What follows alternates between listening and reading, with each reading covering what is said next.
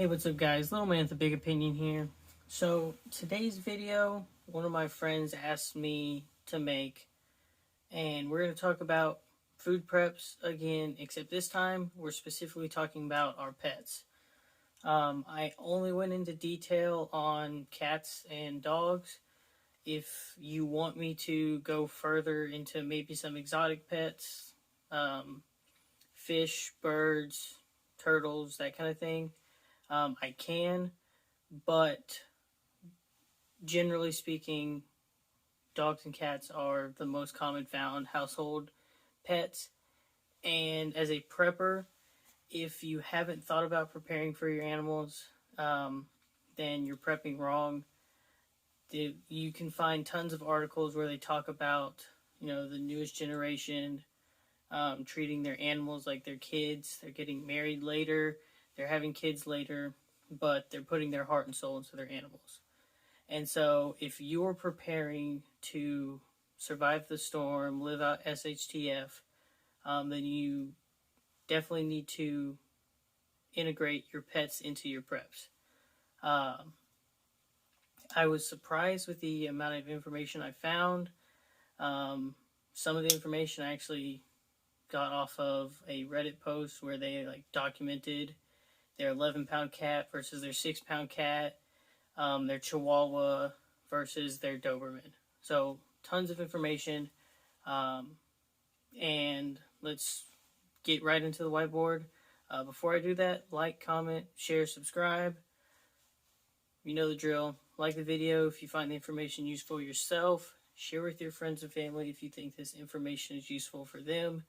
And subscribe. I put out content almost daily. Sometimes I take a day off. There's not a set schedule. So we're going to hop into the whiteboard where I have the numbers for you. And then I'll talk a little bit at the end. So on my whiteboard, I have one 40-pound dog and 7 cats. The information I found that an 11-pound cat eats 4 pounds of meat per day. I rounded it up 1 pound. I know one of my cats is larger than 11 pounds, and she's 3 years old. The other cat is like 6.5 pounds, and she's 9 years old. But 7 cats, I figured 5 pounds is a good round number. They're eating 5 pounds of dry food monthly. It comes out to 35 pounds of cat food that we purchase each month. With our one 40-pound dog, they say they eat roughly a pound of dry kibble a day. Simple math, 30 pounds in a month. The yearly poundage is 420 pounds for my cats and 360 pounds for the one dog. Break it down even further. If you're going all the way in on this, for 20 years, you're looking at 7,200 pounds of food for your dog. And with the 7 cats that I have, if they live for 20 years, we're looking at 8,400 pounds of food for the cats. So we got that information out of the way. I'm going to reposition the camera so you can look at my pretty face, and we'll get some more information out there for you. So most of your store-bought dog food, whether you're getting the cheapest stuff like Meow Mix or you're going with Taste of the Wild or Blue, there's a wide price range between the different foods. And generally the difference in it is the cheapest food has anywhere between 4 and 6% meat, mostly fillers with rice and soy and other plant products. Your higher end dog foods are going to have anywhere between 20 and 30% meat inside those kibble bits.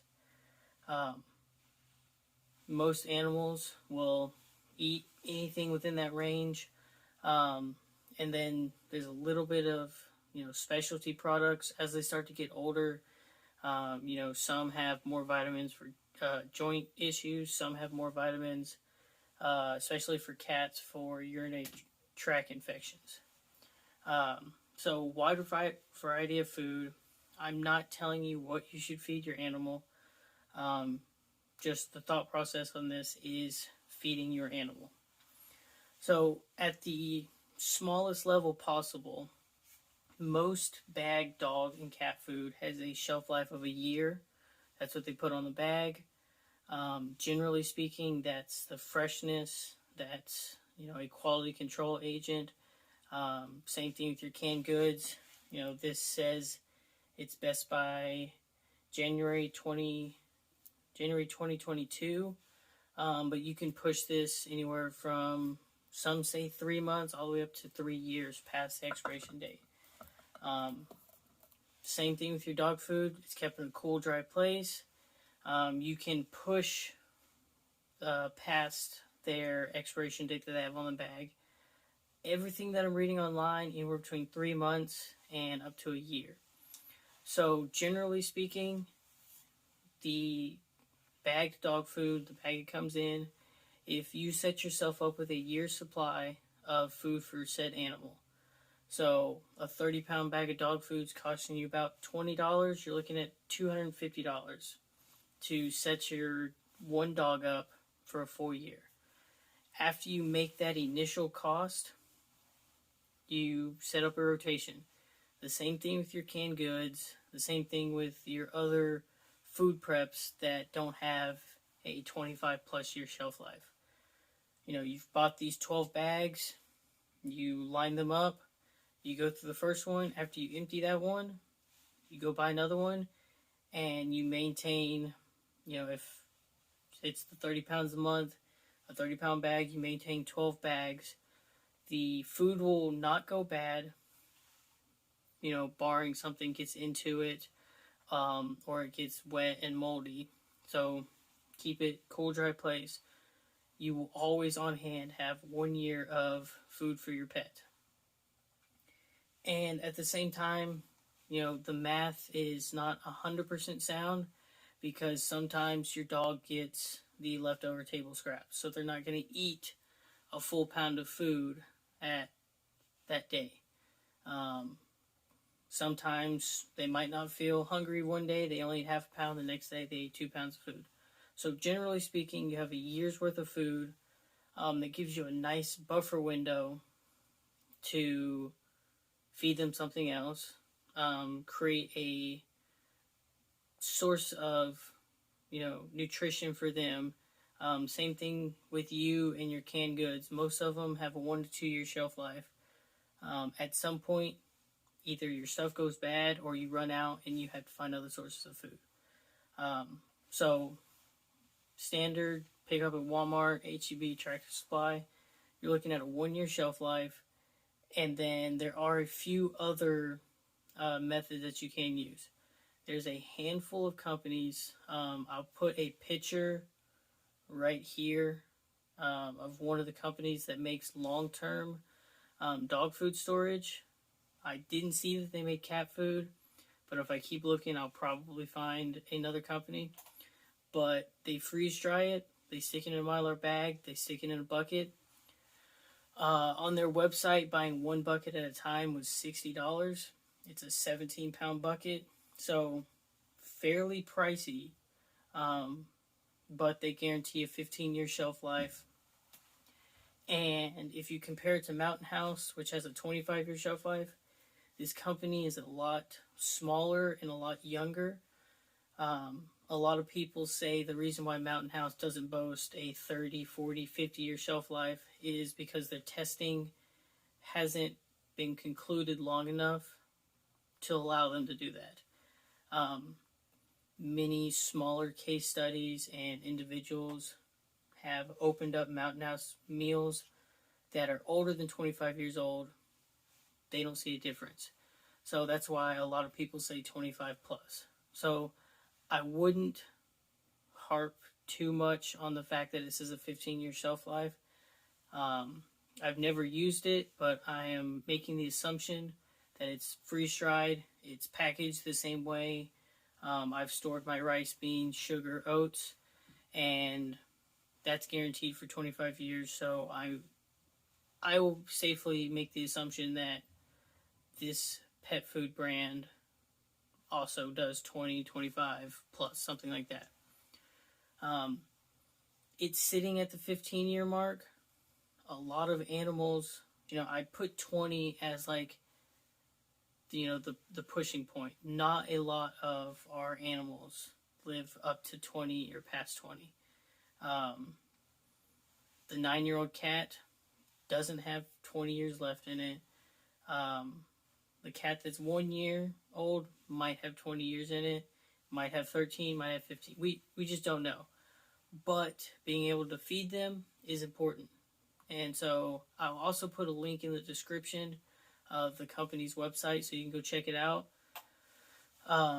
When I looked at it, it did say that they are receiving a lot of orders and it takes up to a month to ship right now. So, I looked at YouTube before I made this video, and a lot of the videos I saw on food preps for your pets were several years old. I mean, I didn't see a very recent one. So at least either this company's so small that a back order happens occasionally, or a lot more people are thinking about this and taking care of your pets along with yourself with your prep seriously. So they had a 1 month back order, and it was $60 for a 17-pound bucket. But the price got lower if you bought 2, 3, or it's like 2 to 5 and 5 to 10. I don't remember the exact numbers. The other thing your pets need is water. I mean, you store it for yourself as well. And so I didn't do the math on the water, but it's something that if you looked up how much water does a cat drink a day, how much water does a dog drink a day, multiply it into your 72-hour bag, your 2-week preps, your bug in for 6 months. Make sure your bug out location has water access. At least for your, dogs and cats, if you live in a rural area or out in the woods, water might not be as essential for you to store for them.